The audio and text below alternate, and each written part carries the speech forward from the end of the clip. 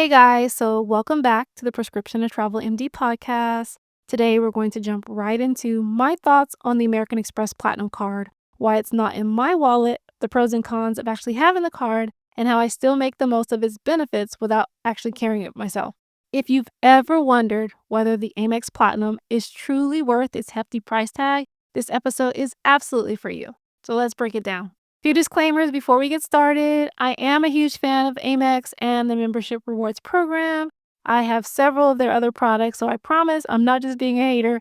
I just believe that this card is touted as one of the cards, like the card, the card that you should have if you're traveling, or the card that does it all. And I feel like people should know these things, and you should be able to make an informed decision before you jump into getting this card or any card. Also, while the Amex Platinum isn't in my wallet, it is in my husband's wallet, which is just as good, right, for me. And it's a little misleading for my title. So I'll explain why later, but here's why I decided to skip carrying it for myself. Number one, it's not a great points earner. So for a premium card, the Amex Platinum has a surprisingly poor points multiplier for your everyday spend. Sure, you're going to get 5 times points on your flights if you book directly through the airlines or book through Amex Travel, but beyond that, the earning rates are really just lackluster, especially when you compare it to cards like the Amex Gold, which is going to give you 4 times back on dining and groceries, or the Chase Sapphire Preferred. If you're someone who maximizes your points by strategically using cards with the best category multipliers, the Platinum just doesn't cut it. The second reason is the annual fee. So at $695 a year, the Amex Platinum isn't cheap, okay? While it does come with a slew of credits that will offset this fee, you really do have to work to use them all. So things like the airline fee credit and a digital entertainment credit and hotel perks, they all sound really great on paper, but only if they match your spending habits. And the truth, for many people, these credits are going to go unused. Or worse, you're going to find yourself spending money just to unlock this benefit that you wouldn't have otherwise used. And that's not really saving you money. It's really just adding on an extra expense. One of the biggest selling points of the Platinum card is the Centurion Lounge. And these lounges are super nice, especially when you compare them to some of the other lounges. But the problem is that they're almost always full and often crowded, unless you spend an additional $75,000 a year on the card to unlock additional access, or you add them as an authorized user or pay a fee. And for most of us, we're not going to do that. It's a ridiculous threshold for spending. $75,000 a year on one card is not something that I'd recommend, especially when you could be spreading that spend out over multiple cards and earning multiple sign-up bonuses and really optimizing your ability to travel more and travel better. Probably better to just use a Priority Pass lounge, which is also going to come with this card and other travel cards. They're more likely to be less crowded, or just grab food at a restaurant in most cases. So I do benefit from some of the perks of my husband holding this card, as I probably would have been an ultimate couponer back in the day, because I make sure to use all the perks that many people probably can't be bothered with. So for example, he doesn't use Uber, he rarely uses it. So I use his Uber credits for lunch at work. It's a use it or lose it perk. It's super easy to link this card to my Uber account, and I enjoy the benefit of it. I'm also not a big fan of being an authorized user on the card, although I could probably do a whole segment on why not to add your partner as an authorized user to most cards. Been there, done that. But the authorized user fee for the Amex Platinum card is $195 per year. And at that price, you might as well get your own card and enjoy the full welcome bonus, which is where the real value lies in getting these cards anyway, right? So let's be honest, the Platinum card is really a flex card, but the real flex is in your strategy. We understand part of the appeal is the status it conveys. It's shiny, it's heavy, it screams status. But if you're truly looking to maximize your points, again, the real flex isn't in the card. It's knowing how to earn your points strategically. And here's how you can do that. You use cards with better multipliers. You get cards like the Amex Gold or the Capital One Venture X card. They're fantastic for earning more points on your everyday purchases. You're going to chase sign-up bonuses. So instead of putting all of your spend on one card, again, spreading your big purchases across multiple cards to meet the minimum spend for the welcome bonuses. I can't tell you how much it hurts my heart when people tell me, oh, I went out to this big dinner and I paid for the whole dinner and I put it on my Amex Platinum card, or, I paid for this whole wedding, or, this big trip, this big cruise that we had coming up, and I put it all on my Amex Platinum card. That spend could be distributed over multiple cards, and that's where you're going to see the biggest points gains from earning sign-up bonus points and not from just putting your everyday spend on just that single card. Especially, again, you're earning one times point back for everything that you're putting on your Amex Platinum card. I do carry the Amex Business Platinum card, and here's why. The welcome bonus is typically higher than the personal version, and the fee is close to the same. It doesn't count against my personal credit report, which is crucial when you're applying for multiple cards, which many of us do in the credit card points and miles game. It comes with many of the same perks as the personal platinum card, like you'll still get lounge access, it'll give you hotel status, but it doesn't require you to juggle some of the other benefits of the Amex Platinum card. So for me, the business platinum makes more sense based on my spending habits and my travel goals and the fact that I do have a business and things that need to be paid for using that card. With all of that being said, the Amex Platinum does have its place, and I think it's a great card to use in conjunction with other cards like the Business Gold or to get you into the American Express points game. If you travel frequently and you value perks like hotel elite status and premium airport lounges, and you don't mind occasionally having to stand in line to get in and enjoy the otherwise greatness of the Centurion Lounge, maybe the Amex Platinum is a card for you.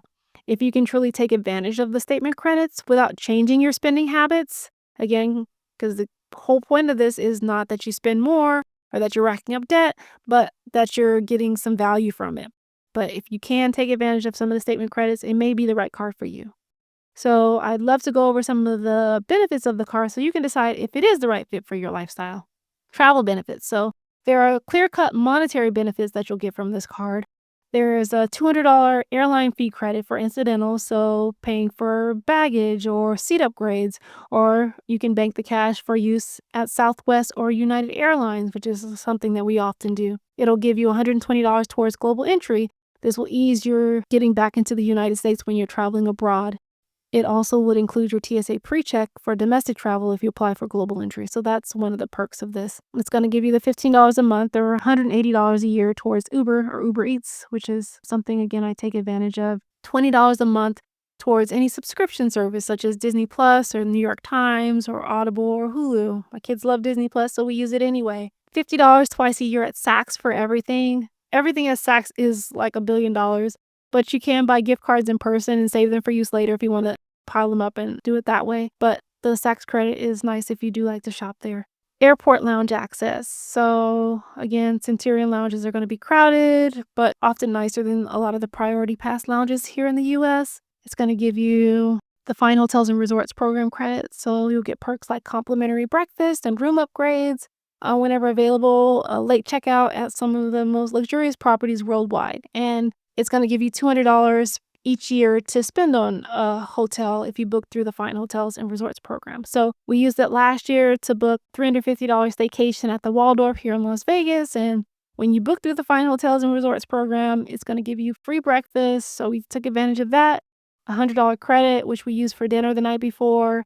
And then we were able to stack this with our Hilton Aspire card perks and redeem the $200 resort credit and all sorts of things. So yeah, this is one of my favorite perks of the Amex Platinum card, having the Fine Hotels and Resorts credit. The Clear credit is another benefit. It's going to give you up to $189 annually to cover your Clear membership. So Clear is used to expedite your way through the airport security. Sometimes the lines at Clear are shorter than going through TSA PreCheck. Walmart Plus membership is included as a perk to having the Amex Platinum card. So you can enjoy complimentary free deliveries, that kind of thing. Travel and purchase protections that come with most of your high-end travel cards are also going to be found on the Amex Platinum card. So trip cancellation and interruption insurance. So if your trip is canceled for the covered reasons, then you'll be reimbursed for that. If you lose your baggage or it's damaged or stolen, there is baggage insurance, so you'll get reimbursement to get new luggage and supplies. Purchase protection. This is going to cover eligible purchases against damage or theft for up to 90 days if you buy something using your Amex Platinum card, which is kind of cool. Extended warranties on things that you buy. Maybe the manufacturer's warranty is a year, and then after it's up, you have an additional year warranty secured through your Amex Platinum card if you buy the item with that card. If you're looking for car insurance when you're traveling, this is going to give you secondary coverage for your rental car. Hotel elite status. So you'll get complimentary gold status with Hilton and the Marriott travel programs. You also get some of the benefits of being an elite member with some of the rental car places like Avis. Hertz National Car, which kind of comes in handy when you're out places and you don't have to stand on like the long rental car lines and you can just go to the special line that they have for premium members. So I think overall, Amex Platinum is ideal for frequent travelers who can really maximize the benefits, especially using the statement credits and lounge access, especially if that's something that's important to you, and all these other luxury perks. However, it's not the best card for everyday spending just because it's not really going to give you a lot of bang for your buck and has a very low points multiplier at 1 point per everything you spend. For many reasons, it can be worth it though. And as someone who does benefit from the perks, like the dress I just bought from Saks and, my monthly lunch stipend, I think it's a cool card to have. And it could be worth considering. Just know what you're signing up for. Make sure that it aligns with your lifestyle. At the end of the day, Amex Platinum isn't in my wallet because it doesn't fit my strategy for maximizing points and perks. As I said, I do make the most of benefits through my husband's card, but not sure I would otherwise have one, as I tend to focus on cards that earn better multipliers or offer higher value welcome bonuses. But it's the right card for him and for so many other people, particularly if you aren't interested in venturing into the lucrative and easily accessible business card world.